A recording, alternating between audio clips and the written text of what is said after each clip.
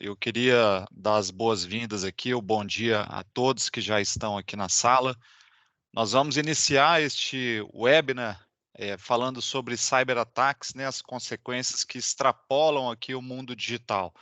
Eu sou Armindo Esgorlon, sou CEO da SGA, fundador também da SGA. A SGA está no mercado desde 2010 com o propósito de criar soluções para os desafios reais dos nossos clientes, utilizando a tecnologia em nuvem. Nós hoje construímos soluções utilizando basicamente 4 pilares: infraestrutura, dados e inteligência artificial, aplicações e inovação digital e também segurança. Hoje nós estamos aqui com a Úrsula Almeida e o Leonardo Souza. O Leonardo, atua na área de tecnologia da informação e cibersegurança já há 20 anos, com formação em sistemas de informação pela FIAP, redes de computadores pela Unip e MBA em Cyber Defense e Forense pela FIAP, e também uma pós-graduação em liderança de cibersegurança na FIA. Ele já atuou em diferentes empresas no mercado, como Danone, HP, Syngenta, Novartis, Siemens, e hoje está na Microsoft aí já há 3 anos e atualmente é especialista sênior de cibersegurança e também CISO Advisor lá na Microsoft do Brasil. E também nós temos aqui a Úrsula, da OAT Advogados, ela é sócia desse escritório de advogados. A Úrsula é advogada em direito empresarial, proteção de dados, compliance, inovação e contencioso estratégico. Ela é doutora e mestre em Direito pela Faculdade de Direito da USP. Também tem as seguintes certificações: DPO pela Maastricht University e Data Law Policy and Regulation pela London School of Economics.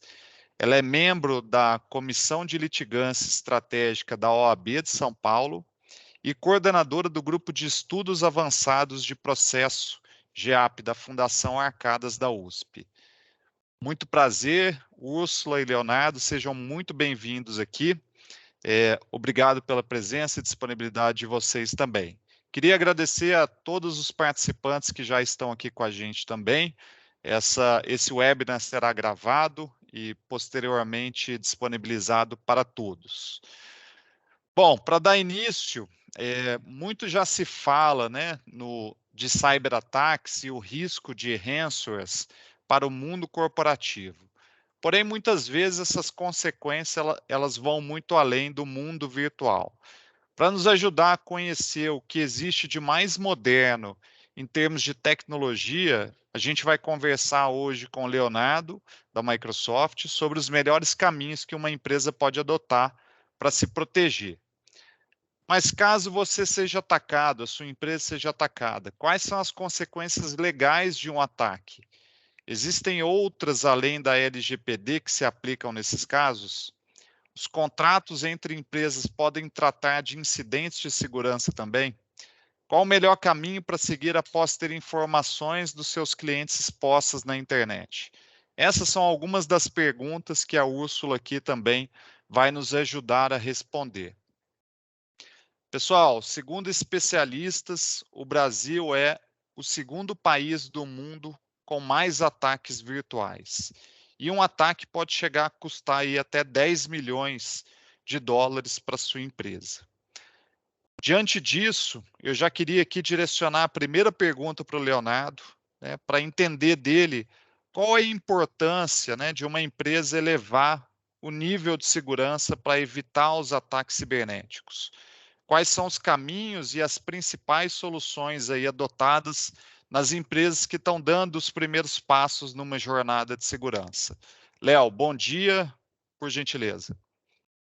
Bom dia Armindo, bom dia Úrsula e todos que conectaram aqui na sessão junto com a gente. É sempre um prazer muito grande estar aqui com a SGA, que é um grande parceiro da Microsoft já de muitos anos, vem trabalhando forte com a gente nessa linha de cibersegurança, atendendo os clientes, né? A Microsoft tem dentro do modelo de trabalho dela uma escala e uma proximidade muito grande com parceiros. Então, acho que o trabalho que a SGA vem conduzindo junto com a gente aqui é um trabalho bastante consistente, né? Então, obviamente, é um grande prazer estar aqui com vocês.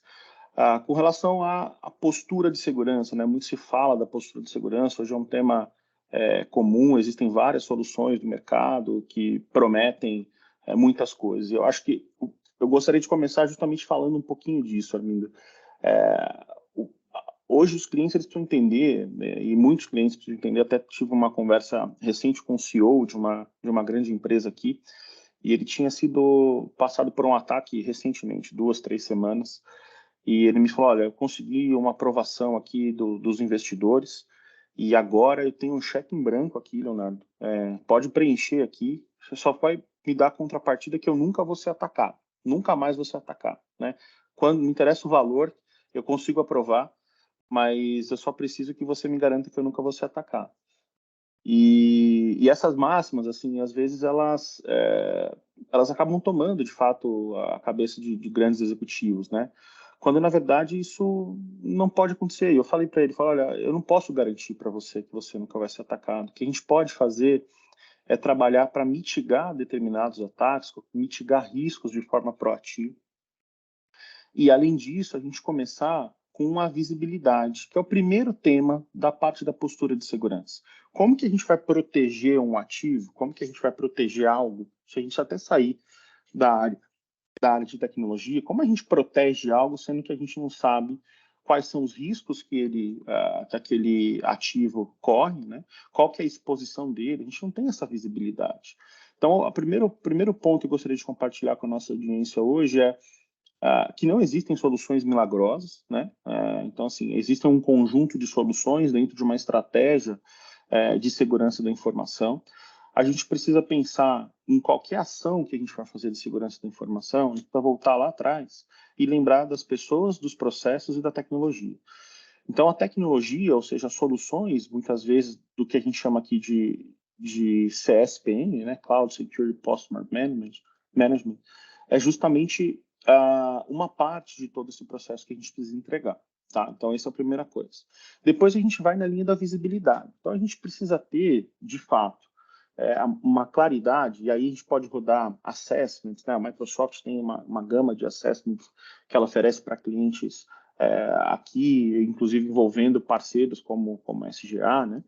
Então, a gente tem uma gama de assessments que vão proporcionar para o cliente justamente essa primeira visibilidade, né? Outra coisa que a gente fez bastante interessante que eu gostaria de compartilhar com a nossa audiência aqui são soluções que proativamente já conectam no ambiente, já entendem o que esse ambiente tem de ativo, né? E quais seriam as boas práticas que podem ser implementadas justamente para que a gente possa levar a maturidade ou a postura de segurança.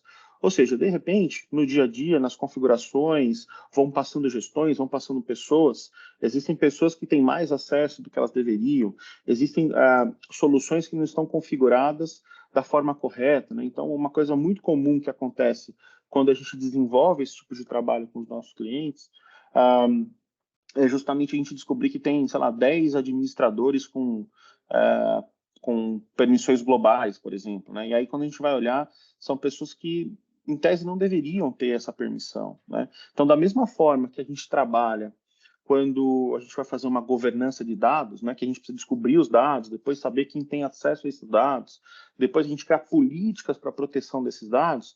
Quando a gente vai para a segurança da informação, é exatamente a mesma coisa. No primeiro momento, a gente precisa ter a parte processual muito clara, né, e usar a tecnologia como um grande habilitador para mapear esses ativos, para entrar dentro desses ativos e entender se de fato eles estão seguros ou não, quais são os riscos que esses ativos oferecem para a empresa. Vão ter ativos que eles precisam ter um nível de segurança maior, porque eles diretamente podem impactar o negócio, né? Então, por exemplo, vamos pensar numa proteção de servidores de banco de dados que têm ERP, né? Ou seja, se você toma um ataque nessa parte da sua infraestrutura, o que pode acontecer é que vai parar as suas lojas, que vai parar a sua operação, né? E aí, a gente, muitas vezes, dentro de segurança da informação, a gente sai um pouquinho da tecnologia, e até uma recomendação que eu tenho, né? para a gente entender do negócio, quanto tempo custa para a sua empresa ficar parado, né? Então, eu já trabalhei na indústria, como o Armindo colocou ali. Em uma das empresas que eu trabalhei, a gente chegou a fazer um racional, né? Era uma empresa que, dentro da matéria-prima do produto que ela oferecia, a gente tinha produtos perecíveis, né? Que teriam que ficar aí armazenados com uma supervisão bastante grande, por conta de fermentação e tudo mais, e também de temperatura.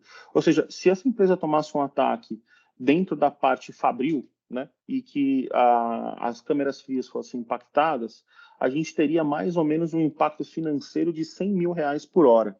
E isso eu estou falando há mais de 10 anos atrás, né? Ou seja, quando a gente está falando e discutindo com o board, discutindo com outras pessoas que não são técnicas, a gente precisa também trazer e elucidar esse risco, né? Porque muitas vezes a gente tem o costume de tratar os investimentos em segurança ou até em tecnologia sempre como um custo necessário para a empresa, né? Mas, na verdade, ali acaba sendo um investimento, porque a partir do momento que você faz esse investimento para você ter soluções como essas de CSPM que a gente falou, né? Você acaba mitigando uma possibilidade de você tomar um ataque que vai te custar muito mais, né? Então, como você colocou aqui, no Brasil, a gente talvez até por educação dos usuários e em algumas indústrias, até por falta de entendimento e investimento corretos, né? A gente acaba sendo um dos grandes alvos. Então, depois de China, Estados Unidos ali, e alguns países da Europa, baseado nos estudos da Microsoft, a gente tem o Brasil como um dos principais alvos de ataques cibernéticos, usando ransomware, usando táticas de negação de serviço e tudo mais. Então, respondendo a sua pergunta, o CSPM é importante em 2 momentos. Primeiro, na visibilidade do que a gente precisa proteger. E depois, no que a gente precisa fazer de uma forma efetiva e rápida, né, o que a gente chama ali de quick wins, ele vai trazer para a gente o que a gente pode fazer. Ou seja, num primeiro momento, com 1 mês ou até menos, a gente já consegue levar maturidade ou a postura de segurança dentro daquele ambiente somente após esse assessment, que normalmente costuma ser algo bastante rápido. E algumas soluções, como a solução da Microsoft, ela acaba fazendo isso de forma automática para o cliente sem ter a necessidade de contratação de nenhum outro serviço. Legal, Léo. Se a gente tivesse que indicar aqui para a audiência que está aqui agora, né? Quais são as principais soluções aí, as top 3, que geralmente uma empresa não pode deixar de ter para elevar a questão da postura de segurança? Legal. Existe? Existe sim, Armindo. Foi uma ótima pergunta, porque uma das nossas missões aqui na Microsoft é, de fato, empoderar cada organização para que ela atinja mais, né, para que ela vá além dos resultados dela. Então, baseado nessa missão, o que nós fizemos? Nós desenvolvemos algumas soluções que já estão embutidas dentro do Office 365, por exemplo, né? Então, dentro do Office 365 hoje, um usuário, um administrador, ele já pode ter uma solução chamada Security Score, e dentro do Security Score, ele já consegue ter ali, baseado na licença que ele contratou, ele já consegue ter uma visibilidade de como aquele ambiente está disposto para que ele possa fazer as determinadas correções, né? Ou seja, a gente democratizou uma solução que no passado, dentro do mercado de segurança da informação, era algo com pouco acesso, né, para muitos clientes. Então, o Security Score, tanto do Office 365 quanto o Defender for Cloud, dentro do ambiente de Azure, né, ou seja, para a infraestrutura pública, eles são soluções que oferecem a parte de visibilidade e de melhoria de postura de segurança da informação. Então, ele vai trazer um modelo bastante amigável para o usuário, onde ele traz uma lista de ações, né? E cada ação dessa, ele tem uma pontuação, né? Então, ele vai ter, dependendo do risco que aquela ação, aquela tarefa vai trazer para o ambiente, ele vai pontuando 10, 15, 20, 30, 40 pontos, né? E o cliente consegue visualizar quantos pontos ele já tem feitos e quantos pontos ele pode fazer baseado naquela licença que ele contratou. Então, isso é bastante interessante, até para a gente, de segurança, compartilhar com outras pessoas. Nós falamos, ó, a nossa maturidade, né? Porque muitas vezes o que acontece também, Arminda, com a gente que é de segurança, a gente acaba usando termos muito técnicos, e aí quem não é de segurança acaba não entendendo, né? Eu sempre brinco que uma vez eu estava conversando com um CISO, e ele estava na reunião de board e ele falou assim, olha, a gente diminuiu em 40% todos os eventos que a gente teve aqui na empresa. E aí o CMO, né, o cara de marketing, falou, cara, eu acho isso errado, porque a minha função aqui, de fato, é promover a empresa, fazer os eventos. Aí ele falou, não são esses eventos que a gente está falando, são eventos de segurança da informação. Então, a gente sempre tem essa dificuldade de traduzir a complexidade de segurança para outras pessoas que não são técnicas, né? E quando a gente trabalha com esse approach de score, a gente sabe que vai de 0 a 100, né? Então, isso é comum. A gente sabe que de 0 a 100, se a gente está em 50, a gente está na metade do caminho. E a gente sabe que para os outros 50 faltantes, o que precisa ser feito. Por mais que aquela pessoa não entenda o que é rodar determinados scripts, tirar determinadas permissões, ele sabe que ele está na metade do caminho. E quais são as ações que ele pode fazer para poder ganhar mais pontos e chegar no nível máximo de maturidade.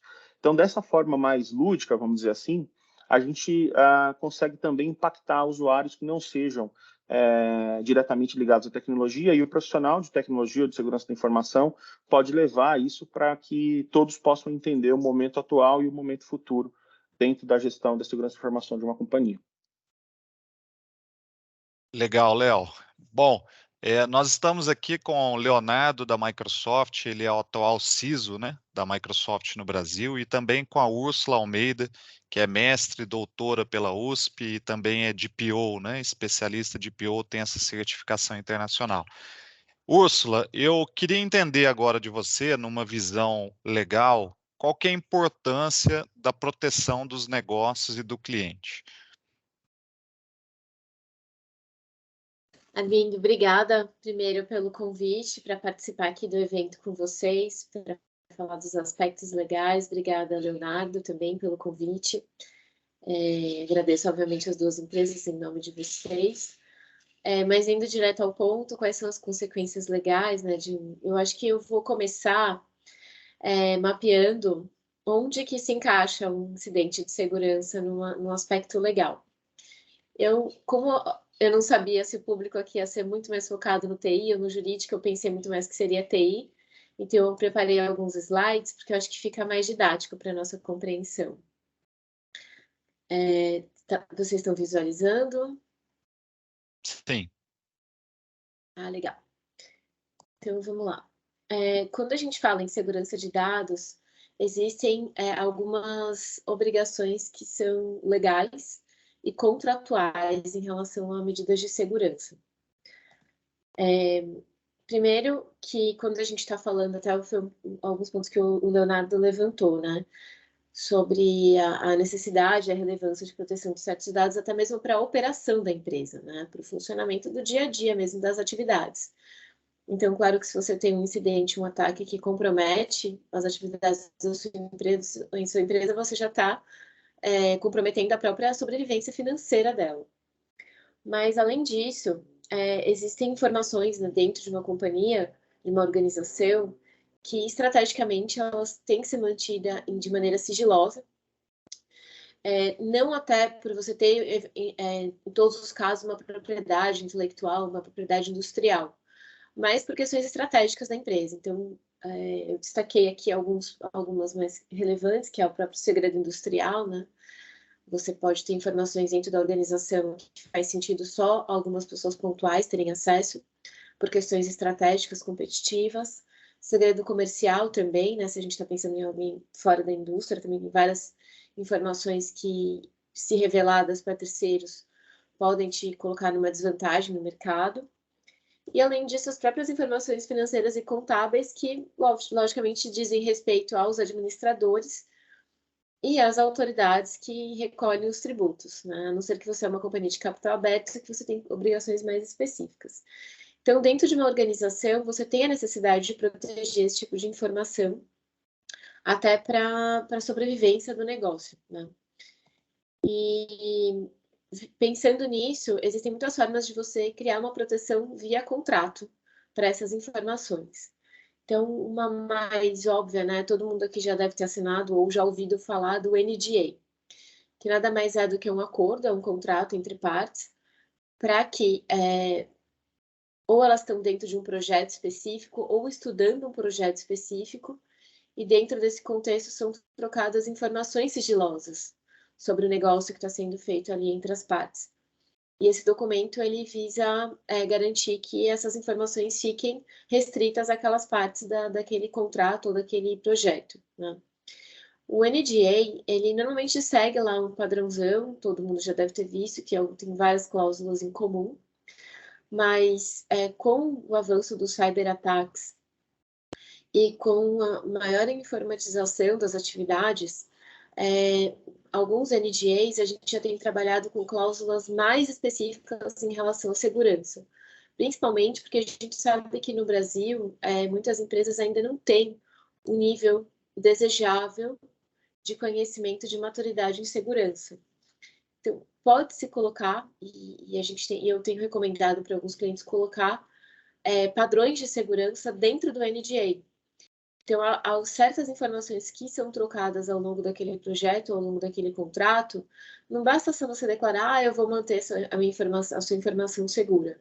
Não, eu vou usar o sistema tal, eu vou usar a tecnologia tal para você garantir que aquela informação continue segura. Porque o que a gente vê é que tem muitas empresas que investem em segurança e tem todo um cuidado internamente, mas quando se liga com um parceiro de negócio, com um fornecedor, abre uma porta para um risco grande para dentro da sua empresa, né? Então, o NDA ele pode ter cláusulas mais específicas em relação a padrões de segurança, de governança de dados e também de responsabilidade, não só falar, se você me causar um dano, você vai ter que me indenizar. Não, colocar cláusulas indenizatórias mais específicas, né, como valor mínimo de indenização, multas em casos específicos. Um ponto também que depois eu vou voltar a ele é que um cyberataque causado por um terceiro, um agente criminoso, né? Na verdade, quando a gente fala em cyberataque, também tem um crime aí envolvido. Em princípio, a gente fala, bom, mas se eu fui vítima de um ataque criminoso, então legalmente eu não sou responsável, porque foi uma ação de terceiro do qual eu não tenho controle. Mas a depender do tipo de contrato que a gente está falando, eu posso prever que no meu contrato, mesmo que aquela outra empresa que eu estou fazendo negócio, ela for vítima de um cyberataque, que mesmo assim ela tem que me indenizar pelos danos sofridos. O nome técnico jurídico, né, seria uma cláusula de responsabilidade civil que afaste o cyberataque como uma hipótese de caso fortuito ou força maior, para obrigar a indenizar mesmo assim. Isso pode acontecer, tem que ser calibrado corretamente no contrato, mas isso é possível, tá? E quando a gente está falando dentro da organização em si, a gente coloca normalmente cláusulas de confidencialidade no contrato de trabalho. Estou colocando aqui contrato de trabalho lato sensu, tá? Tanto colaboradores empregados, que é o mais comum, como administradores, gestores, pessoas contratadas como PJ, enfim, quem entra ali e presta serviço para você. Além disso, essa cláusula tem que ser combinada com uma política de segurança da informação e uma política de confidencialidade dentro da empresa. Essa política ela tem que ser explicada para os colaboradores e implementada na prática. Então, é muito importante, foi mencionado aqui, a questão do treinamento, das pessoas saberem que existe uma política de segurança da informação e como que ela pode utilizar as informações da empresa. Então, esse eu diria que é um primeiro impacto legal. Um outro impacto legal entra em atividades mais específicas, né? Quando a gente tem dados que legalmente precisam ser mantidos em sigilo.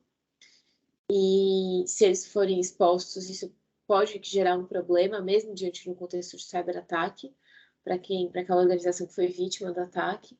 Então, por exemplo, dados médicos e de saúde, que é frequente em empresa, né? Porque você tem que ter lá exames médicos de colaboradores. Dados bancários também tem uma proteção legal específica. E também tem algumas profissões, né, algumas atividades, né, profissionais que exigem sigilo. Então, por exemplo, eu trabalho no escritório de advocacia, eu tenho um dever legal de sigilo das informações dos meus clientes. Então, essas informações você tem um dever legal de sigilo, né? Mais do que um dever contratual.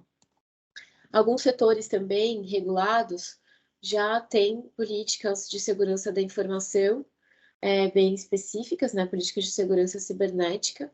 Eu coloquei aqui só alguns exemplos, né? Então, instituições financeiras, por motivos óbvios, o Banco Central tem as políticas de segurança cibernética que tem que ser seguida. A própria CVM também tem para entidades administradoras do mercado organizado. E, dentre tantas outras atividades, tem políticas já de segurança da informação que precisam ser observadas pelas empresas do setor. Então, quem atua nesse setor precisa seguir também essas regulamentações específicas. Além disso, a própria Lei Geral de Proteção de Dados, né, eu, de propósito, coloquei por último, porque a gente já tem um arcabouço legal amplo que impõe a segurança da informação como uma obrigação das empresas, né, um dever legal e, em muitos casos, obrigações contratuais. A LGPD ela veio fechar esse quadro para exigir a segurança da informação em relação a dados pessoais. O dado pessoal é relacionado a qualquer pessoa física, não importa se essa pessoa física é seu cliente, se é seu empregado, se é seu terceirizado, se é um funcionário de uma outra empresa que presta serviço para você. Todos esses dados pessoais precisam estar protegidos. Eu destaquei aqui alguns princípios mais importantes, né, que relacionados com a segurança, que estão lá na lei, que é manter a qualidade dos dados, ou seja, esses dados têm que ser atualizados e com a sua integralidade garantida. A segurança e a prevenção são princípios, né, que devem ser a base do tratamento de dados. Lembrando que a LGPD não veio para proibir as empresas de usar dados pessoais, pelo contrário.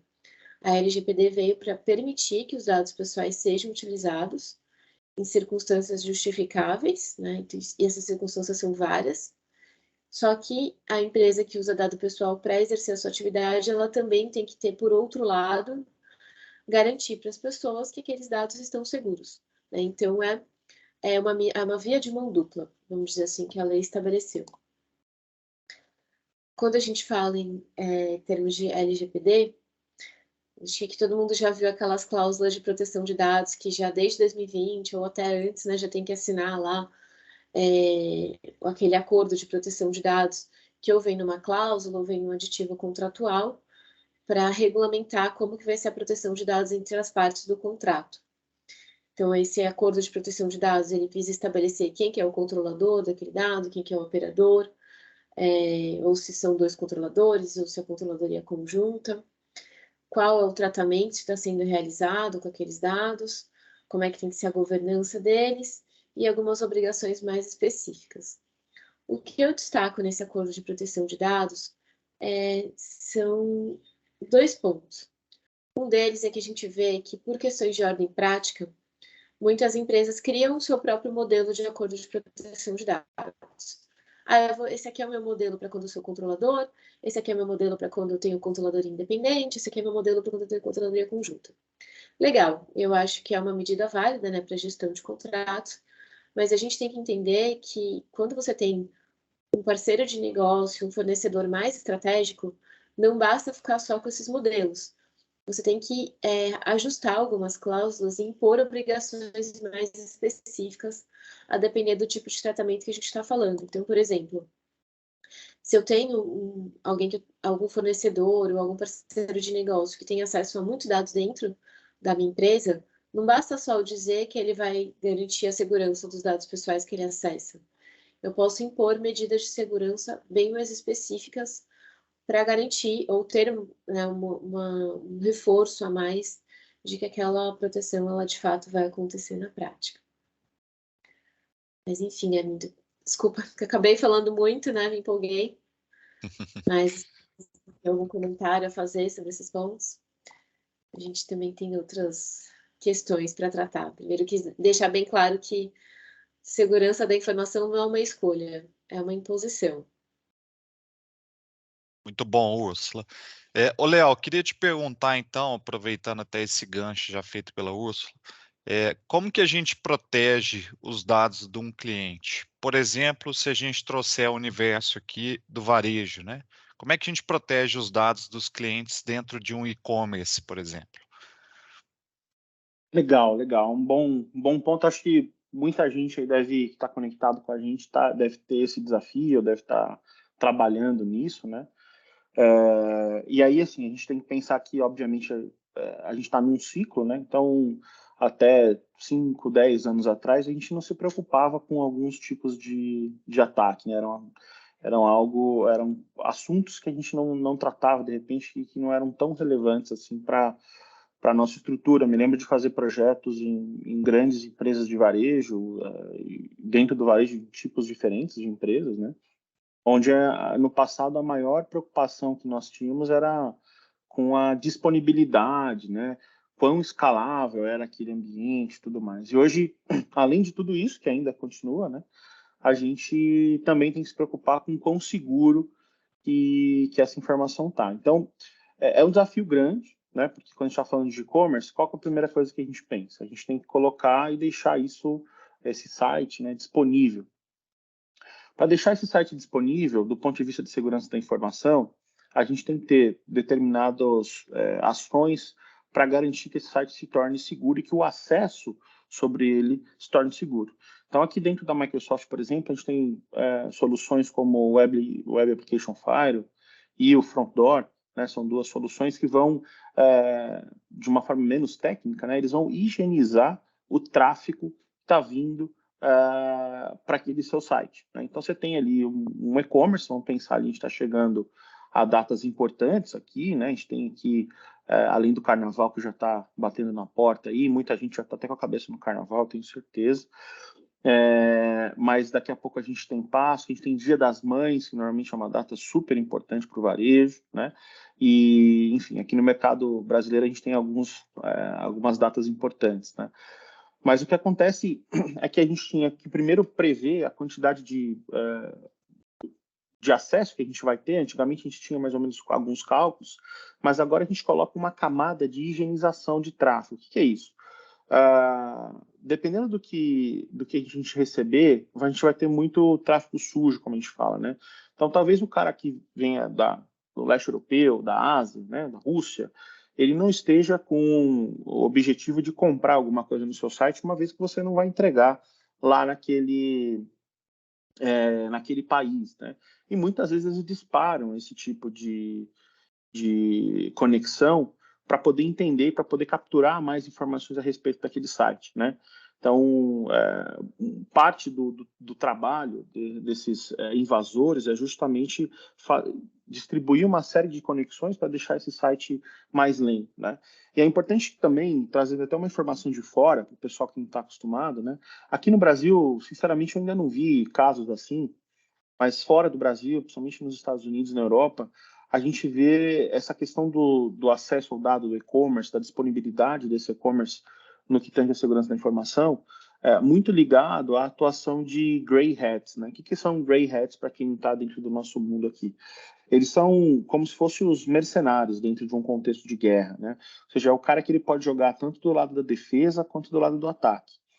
Então, nos Estados Unidos é muito comum, infelizmente, e claro que é algo totalmente antiético, né? Mas algumas empresas contratam esse tipo de hackers, né? Esse tipo de invasores, para gerar algum tipo de indisponibilidade dentro do seu concorrente. Então, vamos pensar assim: se eu for comprar um determinado produto, provavelmente vem à mente da gente uma primeira empresa, né? Então, eu vou comprar um determinado produto, vou comprar, por exemplo, o Office, vou comprar aqui da Microsoft. Legal. O que acontece? Muitas vezes, o cara que é o concorrente da Microsoft, ele tem aqui algumas datas específicas. Vamos pensar aqui Dia das Mães, Black Friday, Dia dos Pais, Natal e tudo mais. Se ele deixar esse site que seja indisponível ou extremamente lento, o ser humano, naturalmente, nós todos aqui, já temos na cabeça qual que é o segundo site que a gente vai visitar quando o primeiro estiver indisponível ou a gente não conseguir comprar o produto naquele primeiro site. E aí, a hora que a gente começa a analisar o contexto de negócio, a gente fala, bom, quanto de dinheiro aquela empresa perdeu justamente porque aquele site não estava disponível, não estava rápido, não estava conseguindo fazer as operações. Então, esse modelo de ataque, ele começa a fazer sentido também sobre a perspectiva de negócio, cara. Simplesmente ataca o concorrente dele ou paga alguém para fazer isso, porque quando o concorrente não estiver disponível, naturalmente aquele tráfego vai vir para o site dele. Então, é importante a gente saber que isso existe, tá? Então, a composição de higienização e de proteção de tráfego, né? A Microsoft tem o AF, a Microsoft tem o Front Door, a gente também tem uma proteção de ataques contra a negação de serviço, né? Que é quando o invasor ele manda uma quantidade de conexões muito grandes para um determinado ativo e aquele ativo ele não consegue responder, aquele site ele não consegue responder mais a quantidade de solicitação até que ele cai, né? Então, basicamente, é só um modelo comum de DDoS. Então, quando a gente traz para a segurança de e-commerce, a primeira coisa que a gente vai pensar é essa parte, higienização e proteção do tráfego. Depois que aquele usuário, que aquele tráfego limpo, acessou, né, o site, o e-commerce, a gente tem que se preocupar na proteção daquela identidade. De duas formas. Primeira forma a gente precisa garantir que aquela pessoa que está fazendo o cadastro no nosso site, ela é de fato uma pessoa íntegra, que ela existe. Então, normalmente a gente coloca ali alguns campos de documentos, a gente coloca uma verificação em 2 fatores, né, para que a pessoa possa confirmar que aquele e-mail dele é válido mesmo e tudo mais. E depois a gente vai ter a proteção daquele dado, que a gente vai armazenar o dado pessoal daquela pessoa que está fazendo o cadastro, né? O nome do Leonardo, o sobrenome do Leonardo, o CPF, o RG, o e-mail, enfim. São informações que as pessoas, se caso caia na mão de alguém mal intencionado, ele vai conseguir me identificar ali, ele tem meu endereço, ele tem várias coisas. Então, também existe essa parte da proteção, da onde esse dado vai estar, né? Esse dado vai estar armazenado num banco de dados, tá bom? E esse banco de dados, qual é a versão dele? É um MariaDB, é um Postgre, é um SQL? Legal. Dentro disso, qual que é a proteção desse SQL, né? Então, por exemplo, aqui na Microsoft a gente tem solução para proteção do SQL especificamente, não só do servidor que ele está, né? Porque provavelmente a gente vai instalar esse SQL dentro de um servidor, lá o Windows, então você tem a proteção, o EDR, enfim, todas as siglas ali para proteção do servidor e do sistema operacional, mas a gente também tem solução para proteger o banco de dados, né? Como que a gente vai proteger um tipo de ataque chamado SQL Injection, né? Como que a gente vai proteger e entender o comportamento de como é a escrita nesse banco de dados? Então, o sistema faz a escrita do banco de dados e, de repente, ele vai fazer uma grande consulta, ou, de repente, ele tem um código ali que tem uma série de informações que não é o padrão, né, do que é feito de consulta ou até de escrita dentro daquele banco de dados. Então, a gente consegue ter solução justamente para trabalhar nesse comportamento. Bloquear essa tentativa, que daí pode ser, inclusive, um invasor tentando filtrar dados no seu banco de dados, né, pegar informações de propriedade intelectual, ou até mesmo de cartões de crédito, ou até mesmo que seja o dado do seu cliente para depois vazar, né? Porque daí tem um ponto que é importante, né, Armindo, aqui, abrindo um parênteses em toda essa discussão legal e de segurança da informação, né? Que é algo que eu converso muito com os meus pares aí, nos nossos clientes, né? Como que a gente consegue mensurar o impacto na visibilidade daquela marca, né? Então, uma vez que o seu site foi atacado, né, e esse ataque se tornou público, né, os clientes naturalmente ali têm os seus cadastros, têm ali seus cartões de crédito vinculados àquelas contas.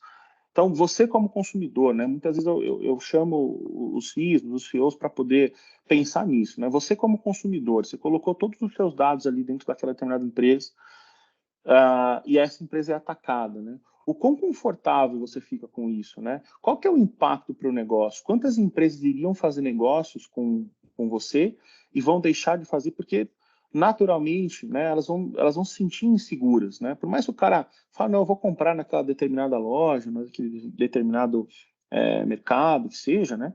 A hora que ele termina, que ele está prestes para terminar, na hora que ele vai colocar o cartão de crédito dele ali, vai voltar à tona na cabeça dele o ataque, vai voltar à tona tudo aquilo que ele viu na mídia, e nem sempre a mídia vai divulgar as coisas do jeito que a gente gostaria, né? Às vezes o pessoal coloca informações que não são verídicas, aumenta muita coisa.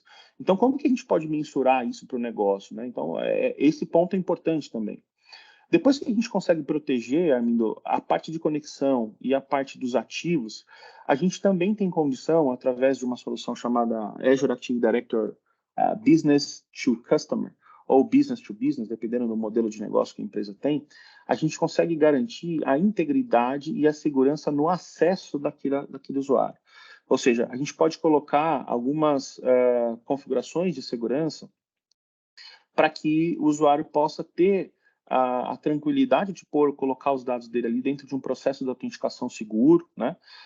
Para que a empresa possa fazer essa gestão e até oferecer, por exemplo, algumas informações adicionais baseado no perfil do usuário, se assim ele permitir, né? Porque a gente também não pode infringir nenhuma regra de privacidade.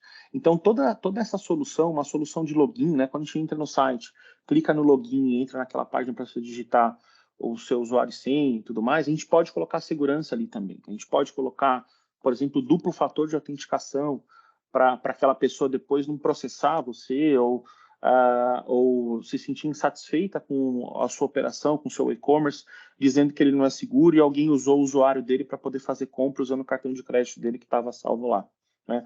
Então, essa parte de identidade, ela é super importante. A gente também tem soluções nossas e que suportam plataformas de parceiros para fazer toda a parte de pagamento, né? Então, quando a gente vai fazer um e-commerce, aquele processo de pagamento ele também precisa rodar seguro, dentro de todos os certificados e tudo mais.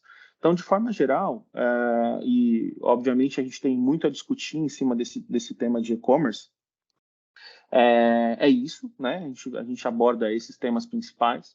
Inclusive, a Úrsula, junto com o time dela, desenvolveu um material super interessante, de um e-book, né? Super interessante para e-commerce. Vou deixar ela falar um pouquinho aqui, mas ela vai compartilhar com toda a nossa audiência aqui no chat, para que todos vocês possam ter acesso. Então, essa parte de conscientização, Armindo, também é super importante, né? Então, a gente tem a parte técnica, obviamente, mas a gente tem que conscientizar o board sobre essa necessidade e também entender que quando um cliente nosso se sente confortável, se sente seguro dentro de um determinado ambiente, ele vai provavelmente comprar mais.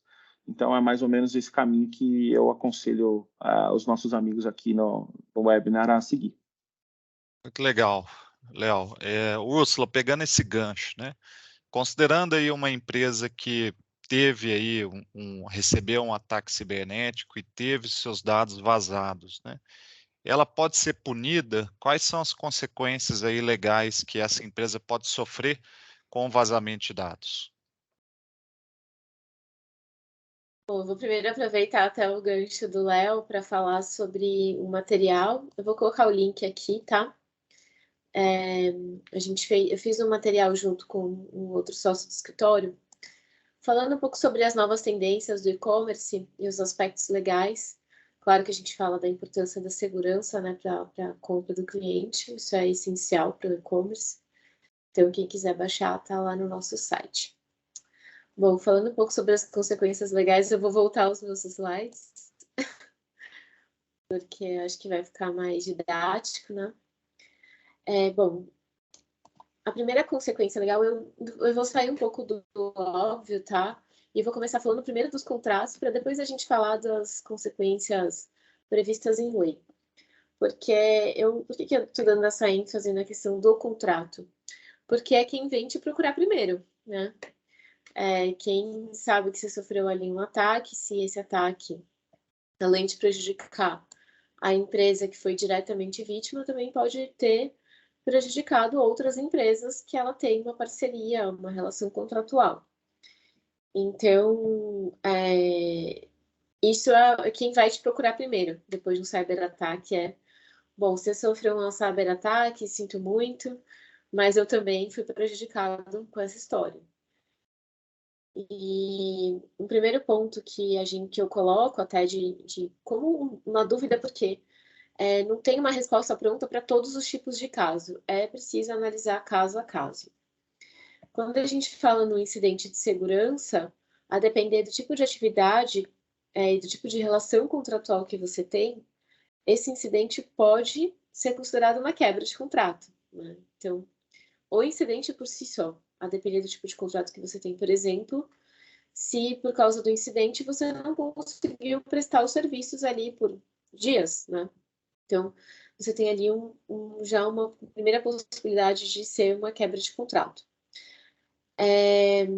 Essa quebra de contrato, se ela causou danos para outra parte que você tem numa relação, será que você tem que indenizar, mesmo se você foi vítima, né, de um ato criminoso praticado por um terceiro? E aí eu até volto naquele ponto que eu falei na primeira parte.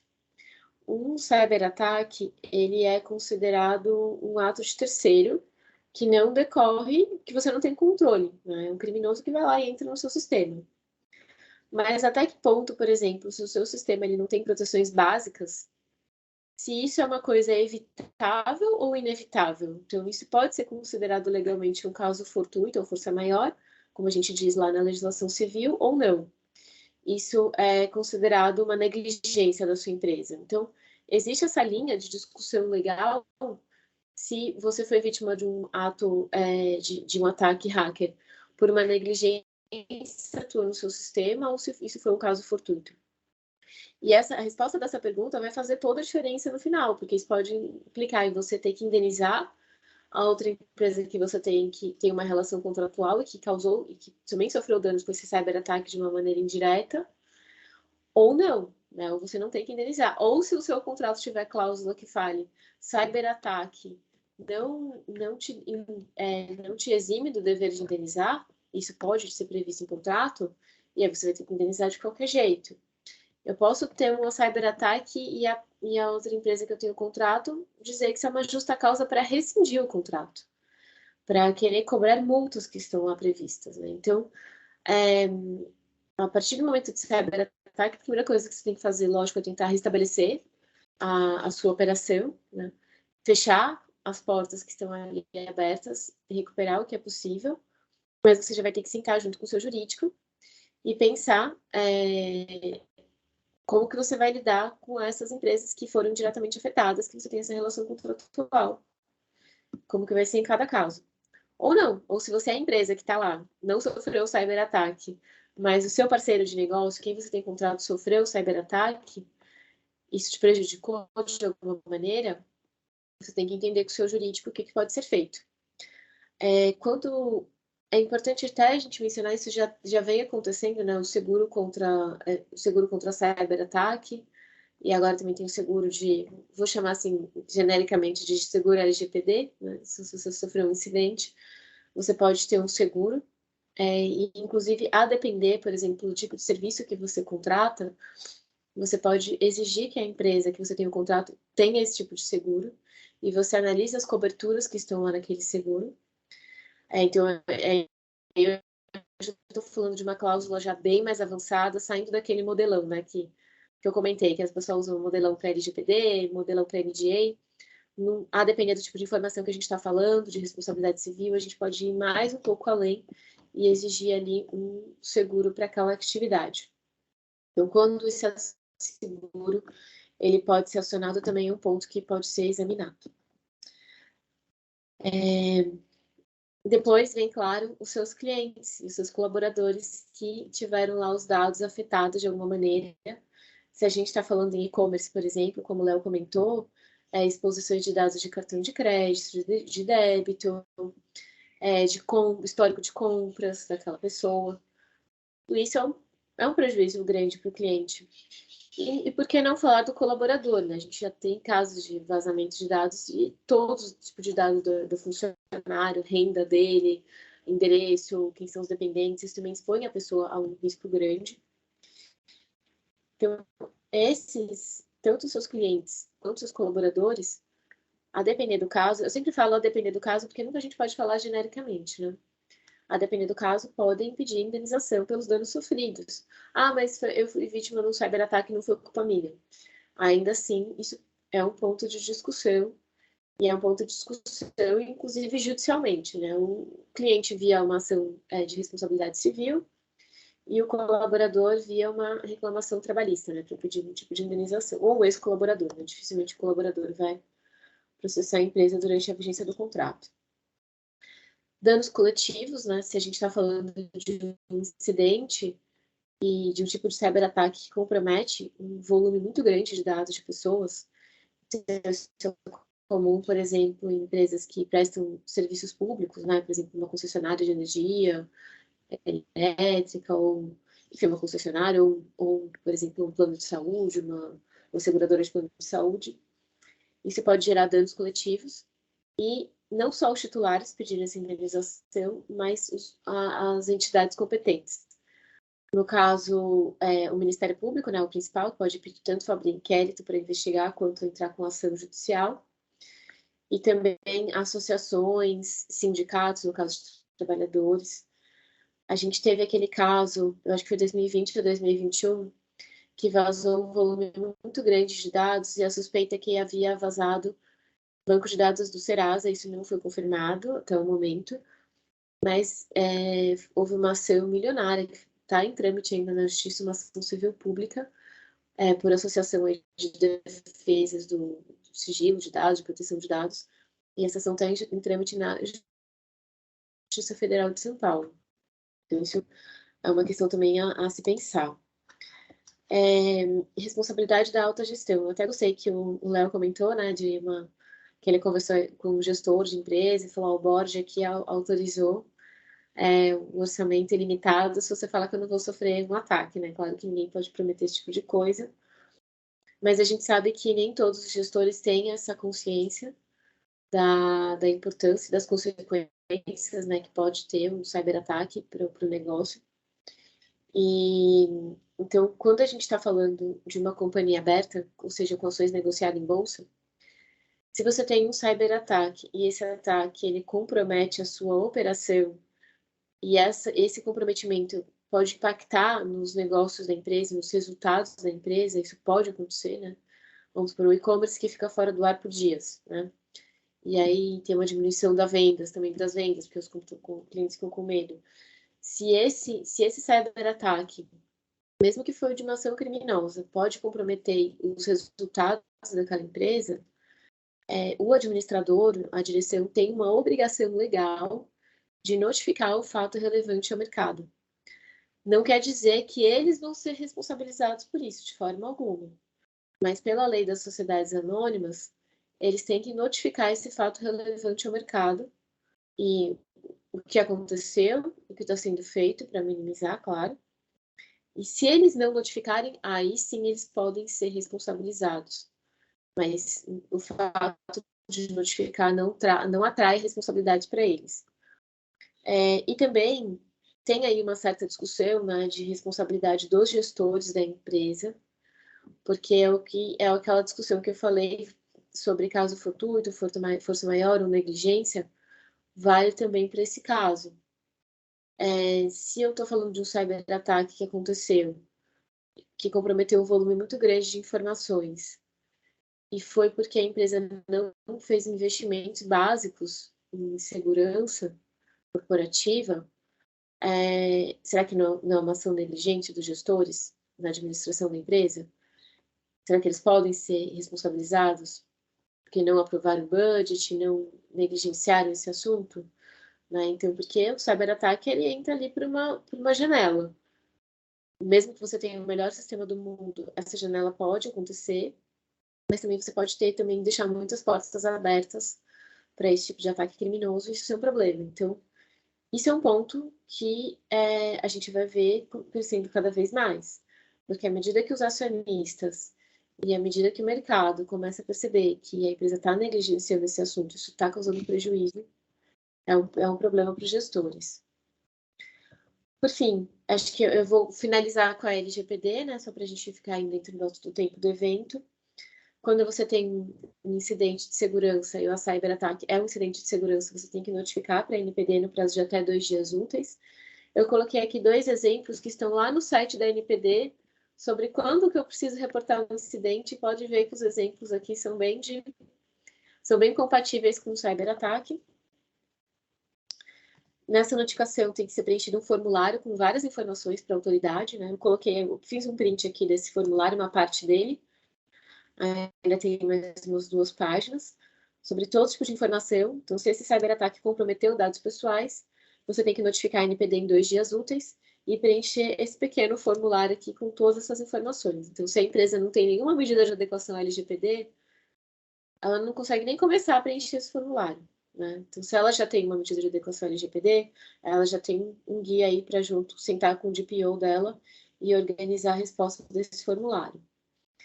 Além disso, se houver risco de dano relevante aos titulares, às pessoas físicas, você tem que comunicá-las o quanto antes. A ENEM não dá um prazo, mas fala que tem que ser feito o mais rápido possível e sempre que possível uma comunicação direta às pessoas afetadas.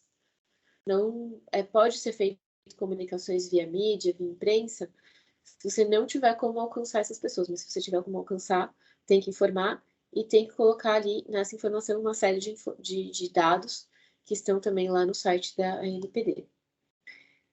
E um cyberataque, a depender do caso, pode levar com que você, se houve exposição a dados pessoais, a depender do caso, a ANPD pode entender que você é legalmente responsável pelos danos sofridos pelos titulares de dados e te impor uma sanção prevista lá na lei.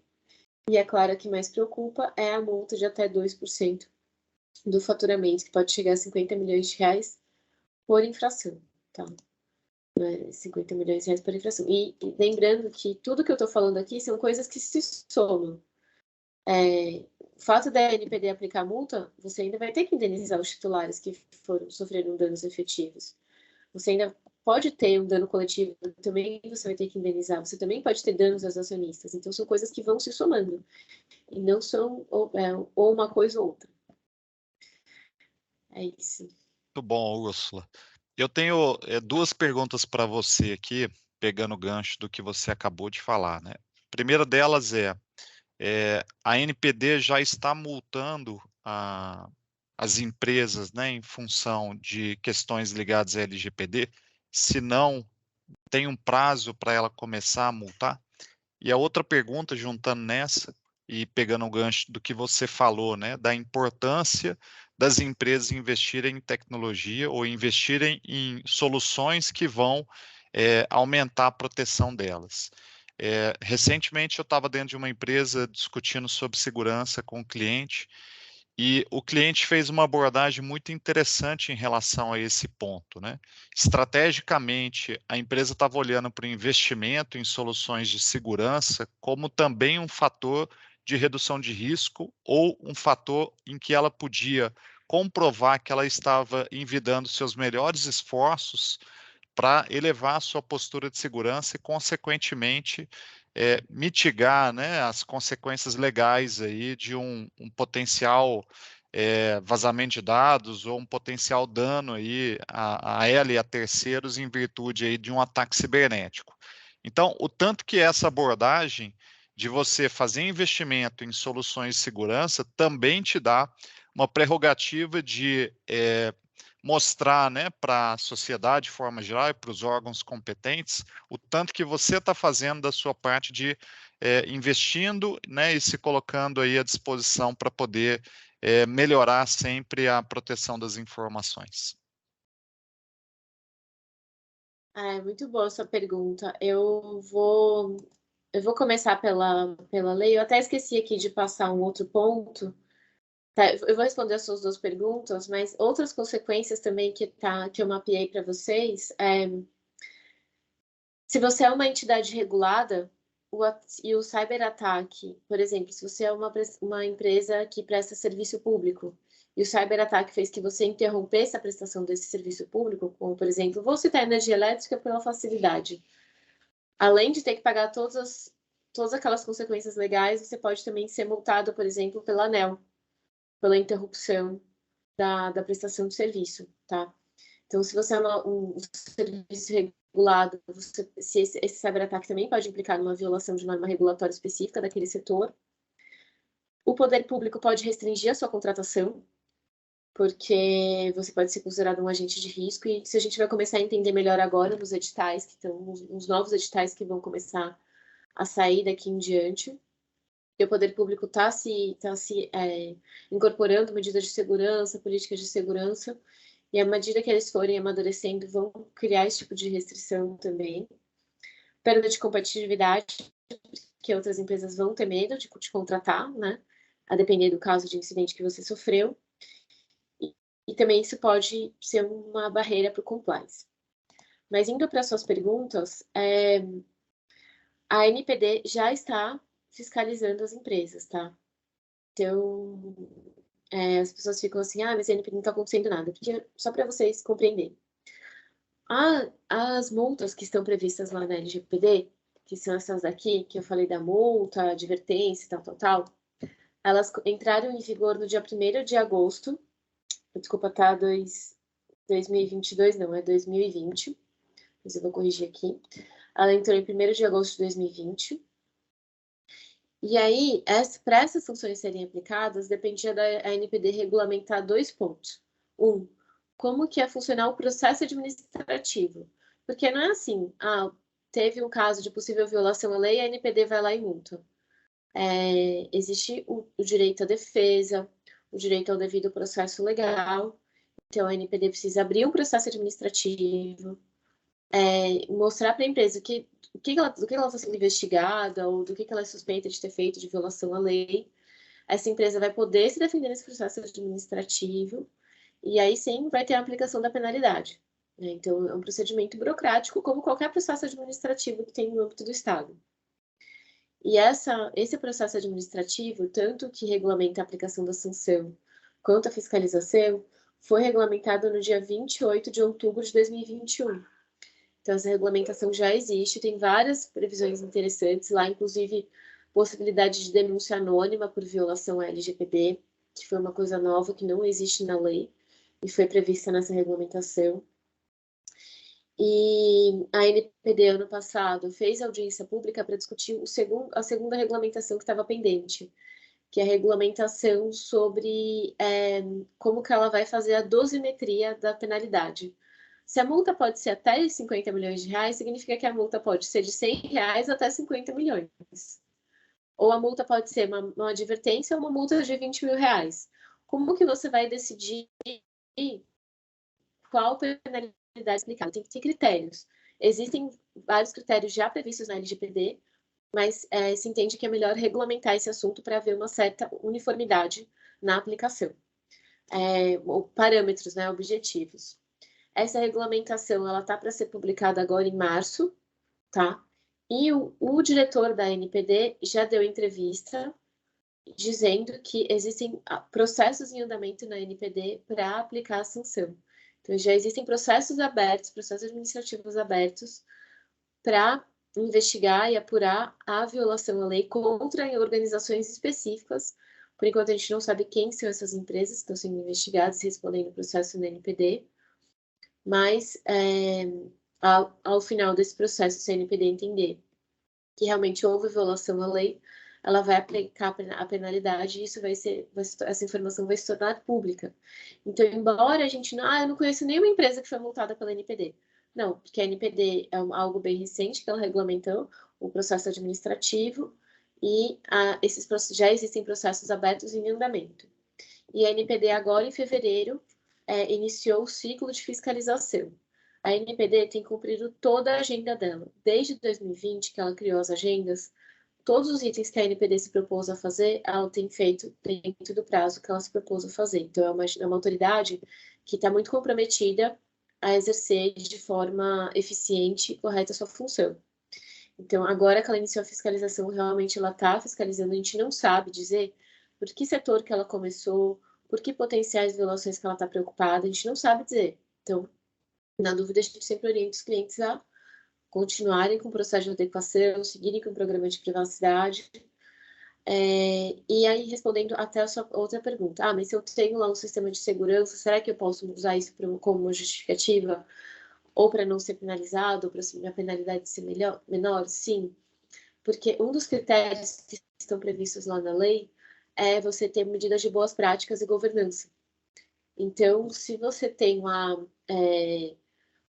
uma empresa que mostra boa fé na sua atuação, então se você é uma empresa que tem o cuidado na proteção de dados, isso está demonstrado, e você tem treinamentos, você tem práticas, mesmo que aconteça um incidente na sua empresa que comprometa dados pessoais, isso vai ser levado em consideração, sim, para minimizar a aplicação de penalidade ou, se for até o caso, não ser aplicado, a depender da situação do caso concreto. Então, é importante, sim, você ter uma seriedade, porque isso mostra, tanto no processo judicial, quanto no processo administrativo, que você tem esse comprometimento, que existem medidas sendo implementadas, e que, claro, que você faz tudo que é possível para não ser vítima de um ataque criminoso, mas todo mundo está sujeito, né? Então, assim como, por exemplo, os crimes no mundo real, né? Então, no mundo real, o mundo virtual também é real, né? Mesmo assim, no mundo físico, né? Ninguém quer ser vítima de assalto, você pode ter todas as medidas de segurança lá na tua empresa que ninguém invadir, nenhum criminoso, mas ainda assim isso pode acontecer. Então, isso demonstra boa-fé e comprometimento no tratamento de dados pessoais. E, enfim, não sei se eu solucionei as suas dúvidas, Arlindo. Sim, sim. A gente tem até uma pergunta aqui na audiência aqui, que daqui a pouco a gente vai colocar ela, que acho que tem a ver também com essa questão de responsabilidade, mas no âmbito do líder de TI, né, do gestor de TI, que é parte do público que está aqui também. Léo, eu queria te fazer mais uma pergunta aqui, né? A gente tem visto, é muito acentuado aí no período da pandemia, né? Vários ataques cibernéticos utilizando aí uma estratégia ou um tipo de ataque chamado ransomware. Quais são os tipos de ransomware? O que é um ransomware, né?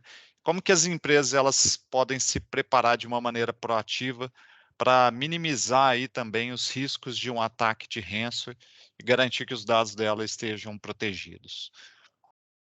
Legal, ótima pergunta. Hoje a gente tem, dentro do Brasil também, olhando para o meu segmento aqui, o segmento que eu lidero aqui no Microsoft, tem mais ou menos uns 620 clientes, né? A gente tem uma estatística de a cada 10, 12 dias a gente ter um cliente que recebe um tipo de ataque desse modelo de ransomware, né? Como que ele funciona para quem não está tão habituado? Basicamente, o invasor ele vai buscar alguma vulnerabilidade a ser explorada dentro daquele ambiente. Então, pode ser, e o mais comum é através de phishing, né? Então, e-mails ali maliciosos, conteúdo malicioso. Hoje em dia, a prática mais atual é que o invasor ele consegue embutir aquele vírus, né, aquele código malicioso, dentro de um outro arquivo, né? Então ele te manda um PDF, mas quando o PDF, na verdade, você clica, ele é um PDF normal, mas dentro dele ele conseguiu usar uma técnica para esconder o vírus dentro daquele PDF, aí a hora que o cara abre, ele consegue executar esse vírus, né? Também tem muitos casos com Excel, muitos casos com OneNote, né? Então, em suma, o invasor ele vai buscar alguma forma de ludibriar o usuário, né? E aí, e-mails e também o envio de anexos são métodos mais comuns ao lado do roubo da credencial. Então, quando aquele usuário que às vezes a gente não coloca assim uma camada de segurança muito grande para ele, né? Aquele usuário de repente que trabalha numa recepção ou que trabalha em frente de caixa ou que trabalha no estoque, enfim, mas que ele tem algum tipo de conexão à internet, tem acesso a ativos da empresa, né? Então, normalmente ele costuma ser o usuário comprometido, a credencial dele pode ser vazada ou pode ter sido, o invasor pode ter utilizado alguma técnica para poder roubar aquela credencial. Então, em suma, o invasor ele vai tentar entrar dentro da companhia. Depois que ele entra dentro do ambiente da empresa, na média, por pesquisas nossas e pesquisas de outros órgãos aí relacionados à segurança da informação, ele vai ficar ali por volta de 200 dias, tá? Tentando entender como a empresa funciona. Por que isso é importante? Porque o objetivo do invasor, e a gente, muitas vezes, para poder desenhar os nossos controles de segurança, a gente tem que se colocar na posição do invasor, né? Qual que é o nosso pote de ouro? O pote de ouro, de repente, é o meu RP, o meu pote de ouro, de repente, é a minha estrutura que dá suporte para as minhas lojas, né? Os pontos de venda, que seja. Então, ali a gente tem que ter, primeiro, essa claridade. E o invasor, ele fica dentro da empresa justamente tentando mapear esses processos. Quais são os potes de ouro? Onde que, de fato, eu posso derrubar aquela empresa? Porque o próximo passo é eu executar, né, eu como invasor, executar também algum código malicioso para criptografar esses dados. Então, o ransomware é justamente isso. Ele criptografa os dados de todas as estações e servidores, dando a possibilidade do invasor, inclusive, exfiltrar esse dado, ou seja, pegar esse dado para ele. Por quê? Porque a chave para decriptar esse dado, somente quem tem é o invasor, né? Então, o que ele faz? Ele vai direto ao ponto, ele já sabe como a empresa funciona, então ele vai direto ao ponto e ele paralisa justamente o que é mais importante para aquela empresa, ou os ativos mais importantes para aquela empresa. Por que essa técnica para ele é importante? Porque ele vai, de certa forma, criar uma pressão muito grande, pública e de negócio, em cima dos departamentos responsáveis, porque ele vai cobrar o resgate daquele dado, por isso que a gente fala de ransomware, né? Então ele vai cobrar o resgate, ele fala, olha, para eu te dar a chave para você decriptar todos os seus arquivos, você precisa me pagar X milhões, né? Normalmente aqui no Brasil, os pedidos vêm entre 500 mil e 10 milhões de reais convertidos em bitcoins, né? Por um motivo óbvio de financeiro aí, de questão de rastreamento de operações financeiras.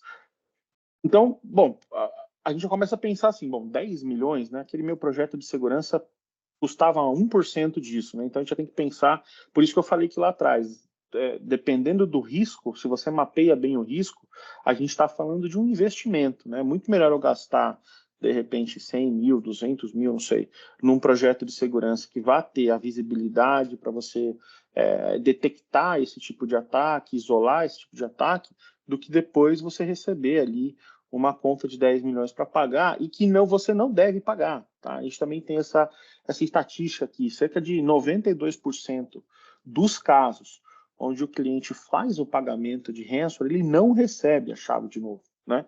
E além de não receber, aqueles que fazem o pagamento, né, e vamos pensar assim, né, a gente está tratando com um criminoso.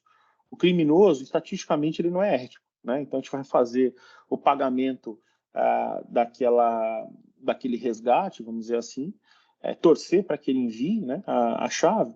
Mas um outro ponto que acontece muito, Armindo, é o que a gente chama de dupla extorsão. Então, a primeira extorsão é quando ele pede o dinheiro para te dar a chave de criptografia para você ter acesso aos seus dados de novo.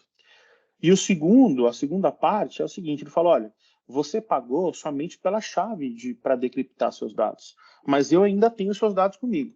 Então, se você não quiser que eu vaze ele e que todo o mercado saiba que eu tenho em posse aqui dados de cartão de crédito de todos os seus clientes, você precisa me pagar mais 5 milhões, por exemplo. Né? Então, aqui a gente tem de dupla extorsão. Isso é o que está acontecendo aqui no Brasil. A gente tem hoje, para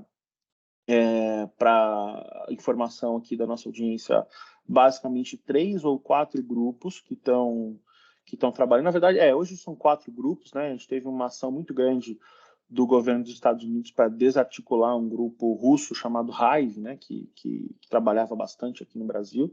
Mas a gente tem modelos como Lockbit, a gente tem outros grupos organizados que praticam ações criminosas aqui no Brasil, tá? Basicamente o modelo é esse. Como que a gente consegue se prevenir, tá? Então a primeira coisa é a gente pensar, pessoal, que a estratégia de segurança para esse tipo de situação, ela tem que ser desenhada em camadas. Não adianta a gente colocar todos os ovos em uma cesta só. Então, o que eu vejo muito conversando com os clientes, ele fala assim, mas eu tenho antivírus, né? Ou eu tenho um EDR aqui. Ok, óbvio que já é melhor que você não ter nada. Mas só o EDR, você está depositando todas as suas fichas em cima de uma proteção de endpoint, né? Que vai, obviamente, ter ali a sua efetividade. A Microsoft tem uma solução bastante importante de EDR também. Mas o mais interessante que isso quando a gente olha toda a história do ataque, né? Ou seja, esse ataque começou com um phishing que foi mandado para um usuário, aí o usuário achou que ele ganhou de fato casa na praia, carro e tudo mais, ele clicou ali porque ele ficou tentado em saber que ele foi sorteado, né? Clicou ali, aí foi instalado ali um malware na máquina dele, aí dentro dessa máquina dele, esse malware começou a fazer o que a gente chama de movimentações laterais, né? Ele vai entendendo quem são os administradores, vai mapeando grupos, até que ele consiga chegar num administrador, né? Num usuário com credenciais administrativas, para depois que ele chegar no usuário com permissões administrativas, ele filtrar dado ou ele poder fazer a criptografia dos ativos. Então, quando a gente fala nesse tipo de ataque, a proteção do endpoint, que seria o EDR, ele é uma parte só. Antes disso, ele não protegeu o phishing, antes disso, ele não protegeu a identidade, antes disso, ele não protegeu sistemas para que os dados sejam filtrados, né? Ou seja, a gente precisa pensar primeiro numa estratégia em camadas que tem aqueles pontos que eu comentei com você. Primeiro, a visibilidade. A gente precisa utilizar ferramentas hoje em dia com alto poder de processamento para entender comportamento. Então, por exemplo, as ferramentas que a Microsoft disponibiliza hoje têm um investimento muito grande em inteligência artificial, né? Por que inteligência artificial e por que parece uma coisa tão distante, mas na verdade ela é muito prática. A nossa ideia é tentar entender comportamentos de usuário e a interação do usuário com determinados arquivos. Então, se aquele usuário ele loga de determinadas localidades, se ele utiliza determinadas aplicações, se dentro das aplicações ele trafega determinados dados, a gente tem um perfil dele. A partir do momento que ele foge desse perfil, a gente começa a interpretar como um possível risco. Ou seja, se o Leonardo logou de São Paulo aqui às 10 horas da manhã, e às 10h05 ele fez um login da Lituânia, alguma coisa está errada. Provavelmente esse cara não conseguiu viajar em 5 minutos de um lugar para o outro, né? Ou seja, ali eu já tenho um risco potencial. Mas aí você vai linkando, falando, olha, mas além dessa viagem possível, que é como a gente chama, né, tecnicamente, a gente também teve o Leonardo como um dos usuários que mais recebeu phishing aqui. Será que foi através de um phishing? Será que tem alguém tentando fazer o acesso da máquina do Leonardo? Aí depois aparece um outro item relacionado à máquina do Leonardo falando o seguinte, teve um arquivo em execução aqui que está tentando acessar uma área do sistema operacional que normalmente o Leonardo não acessa, ou que é uma área do sistema operacional que não deve ser acessada. Ou seja, eu tenho uma série de indícios de que ali se trata de um incidente relacionado à segurança. Então, ferramentas que promovem esse tipo de informação e esse tipo de ação proativa na análise de comportamento e de o que a gente chama de resposta a incidente, né, vão ser super importantes para que a gente possa diminuir as lacunas exploradas pelos ransomwares, né? Por quê? Porque, de novo, a gente vai buscar, o invasor vai buscar uma vulnerabilidade para entrar, né? A semana passada, nós tivemos no mundo um ataque do tipo ransomware que tinha o alvo servidores VMware ESX, né? Então, aqui no Brasil não foi tão grande quanto foi na Itália, na França, por exemplo, mas foi uma vulnerabilidade que já tinha correção para ela em 2021. Então, o que o invasor ele faz? Ele fala, bom, eu tenho vários hosts de VMwares no mundo todo, tenho essa vulnerabilidade que eu já sei que ela existe, porque a própria VMware já falou lá, 21, existe a vulnerabilidade, instala esse patchzinho aqui para corrigir. Então eu vou explorar ela, porque eu tenho certeza que onde eu bater e o cara não atualizou, eu vou conseguir entrar, e aí depois eu faço o extrato.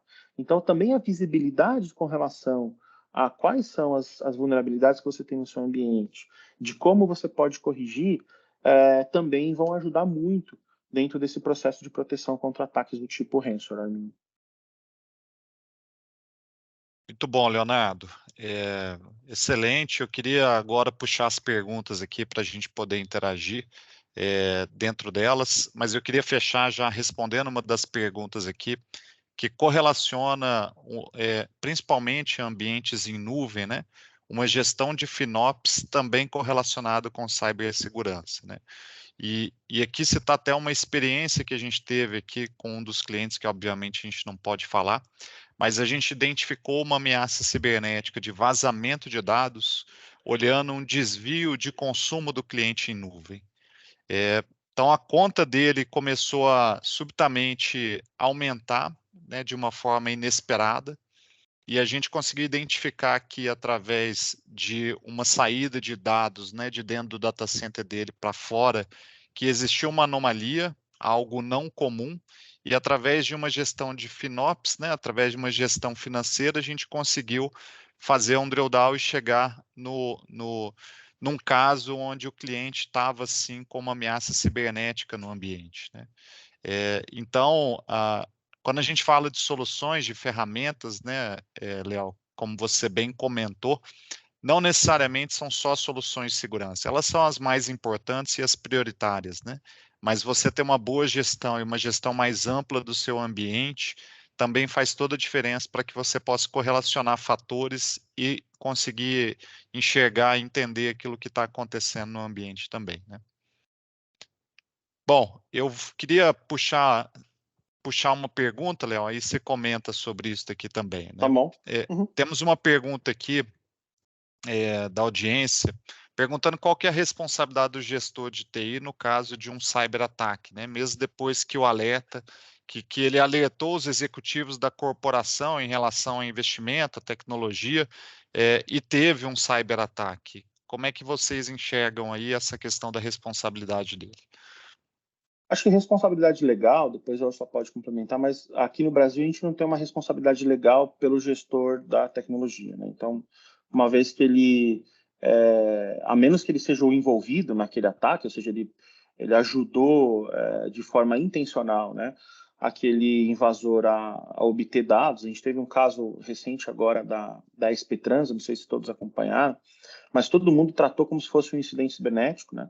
E depois, com a investigação aí do Ministério Público, a gente chegou à conclusão que foi uma pessoa de dentro da empresa que acabou facilitando, né, esse acesso a essas informações, né? Ou seja, foi um vazamento de dados proposital e não vindo de um ataque. Então, nesse caso, sim, a pessoa, obviamente, pode ser responsabilizada legalmente por aquilo que ela fez, né? Mas, de forma geral, aqui no Brasil a gente não tem uma responsabilização do gestor de TI, né?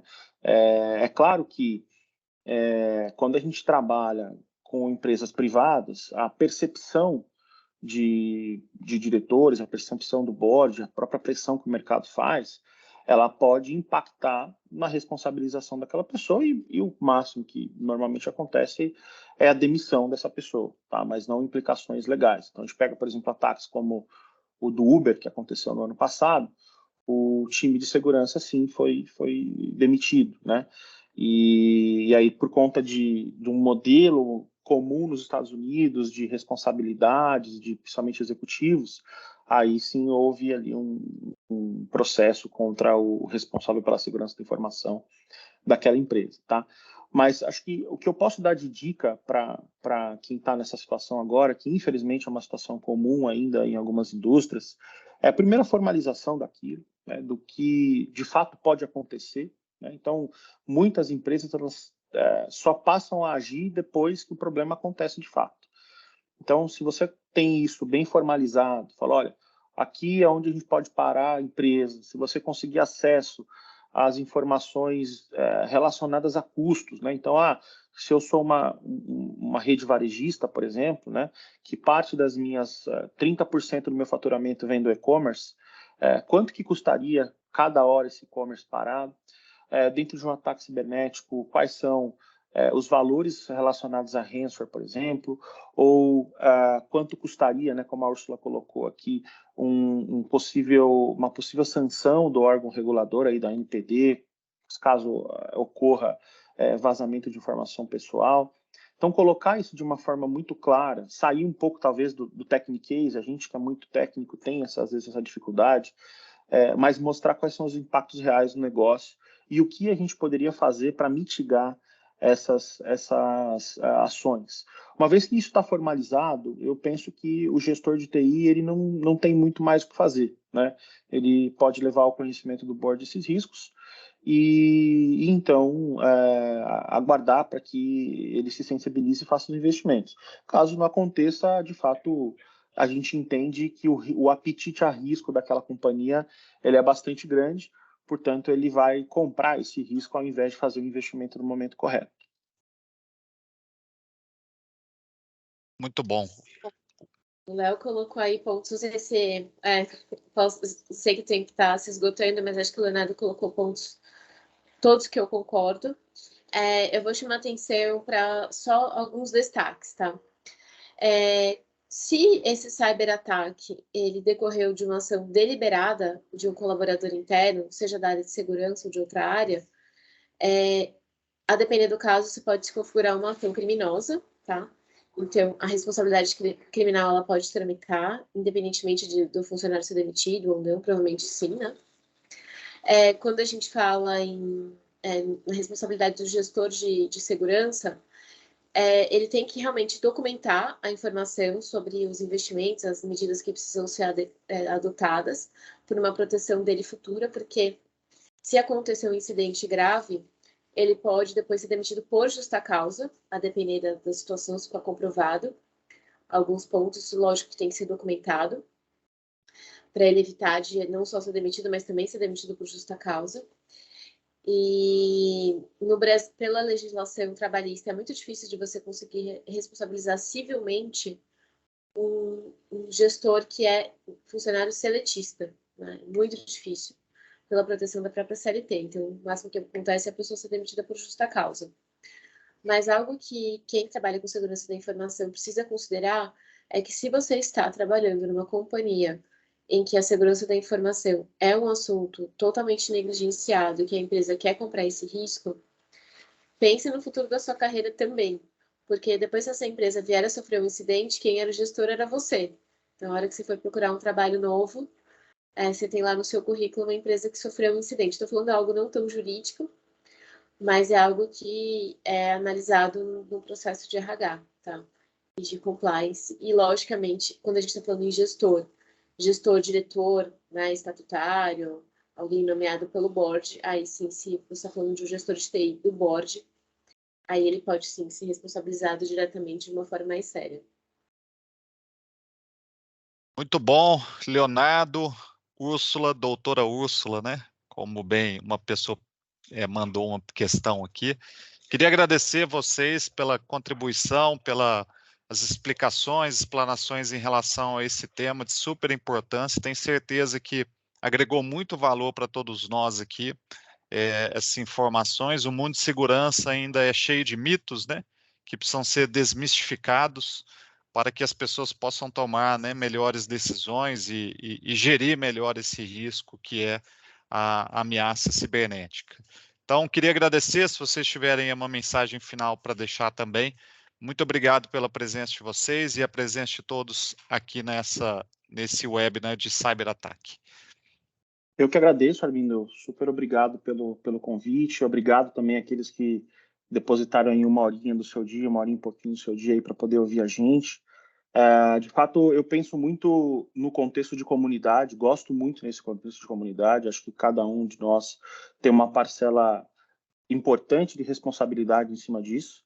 E aí eu gostaria só de finalizar dizendo que a Microsoft está totalmente à disposição aqui para poder apoiar cada um de vocês nessa jornada de segurança da informação.